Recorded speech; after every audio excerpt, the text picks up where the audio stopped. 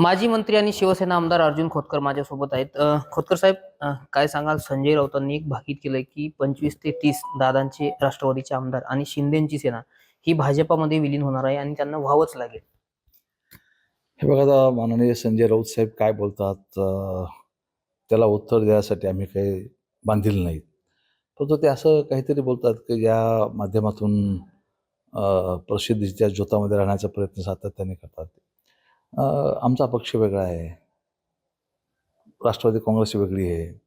पण हे आमच्या पक्षाचं आम्हाला माहीत राहील की त्यांना माहीत राहील. तेव्हा मला असं वाटतं की त्यांच्या या बोलण्याकडे साफ दुर्लक्ष केलं पाहिजे असं मला वाटतं. पण सातत्यानं वेगवेगळे दावे, वेगवेगळे भाकीत ते करतायत. नाही, ठीक आहे. भाकीत त्यांचं काय, ते काय ज्योतिषकार आहेत का भाकीत करायला? काय आहेत ते? ठीक आहे, ते एक अंदाज बांधतात आणि अंदाजानुसार बोलतात. त्यांच्या वक्तव्यामध्ये काही दम असतो का? काय वाटतं तुम्हाला? त्यांचा अंदाज कोणता खरा ठरला आतापर्यंत?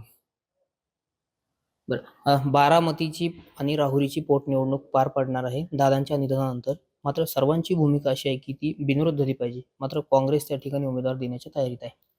हे बघा, दादा गेल्याचं दुःख संपूर्ण महाराष्ट्राला आहे आणि त्यातल्या त्यात सुनेत्रा वहिनींनी उपमुख्यमंत्री पदाची शपथ घेतली.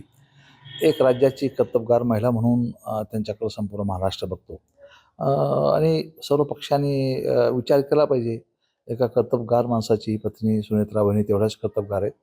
तर सर्व पक्षांनी हे अनेकदा घडलं महाराष्ट्रामध्ये असं की बिनविरोधपणे जागा सर्व पक्षांनी सोडलेल्या आहेत. मला असं वाटतं की बिनविरोध सोडायला काही हरकत नाही, सोडली पाहिजे आणि नाही सोडली तर तो राज्यातल्या जनतेला पटणारा विषय राहणार नाही. काँग्रेसला त्याचा फटका बसेल काय? 100% फटका बसेल अशा परिस्थितीमध्ये. आणि त्यामुळे काँग्रेस राहिली कुठं आता? रोज काही ना काहीतरी अशा अडचणीमुळे ती संपत चाललेली.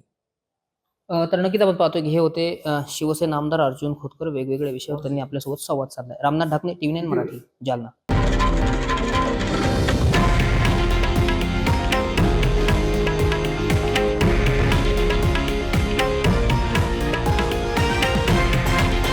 हे आहे देशातील नंबर 1 न्यूज नेटवर्क आणि आपण पाहत आहात TV9 मराठी, एकमेव.